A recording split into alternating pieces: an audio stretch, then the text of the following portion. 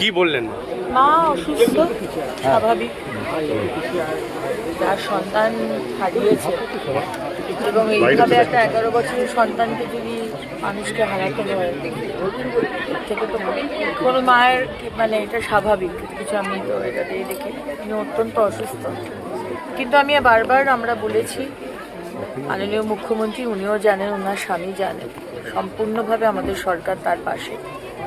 এবং আপনাদের কথা দিচ্ছি, সারা বাংলার মানুষকে কথা দিচ্ছি, শুধু এই ঘটনা নয়, যা যা ঘটনা যদি ঘটে মহিলার ওপর অত্যাচার, ইনক্লুডিং এই ঘটনাটা, দৃষ্টান্তমূলক শাস্তি হবে। সে একজন আপনারা করুন, 5 জন করুন, এবং যারা যারা ইনভলভ, যদি মাননীয় মুখ্যমন্ত্রী যেটা বলেছেন, যদি দেখা যায় যে পুলিশ প্রশাসনে অ্যাকশন নেননি, এর আগেও বহুবার বৈঠকে মাননীয় মুখ্যমন্ত্রী খুব পরিষ্কার ভাষায় বলে দিয়েছেন যে তিনি কিন্তু বরদাস্ত করবেন না। তো তদন্তে যদি কারুর নাম উঠে আসে যে তারা কোঅপারেট করেনি, God help you, God help you, এটাই বলতে পারি।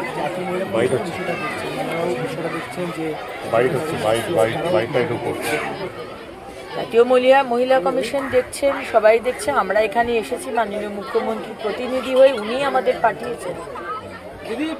কারণ আজকে একটা মহিলার ওপর অত্যাচার হলে আমরা সবাই মা, আমরা সেই জন্য তার পাশে দাঁড়াতে। সেদিন দিয়ে চলে গেছে, তাকে তো ফিরিয়ে আনতে পারবো না, কিন্তু অন্তত সমাজ দেখুক যে এই রকম যদি এর আগে কোনো দিন হয়নি, আগে মহিলার ওপর অত্যাচার হয়েছে, বিচার হয়নি, এই সরকারে সেটা হবে।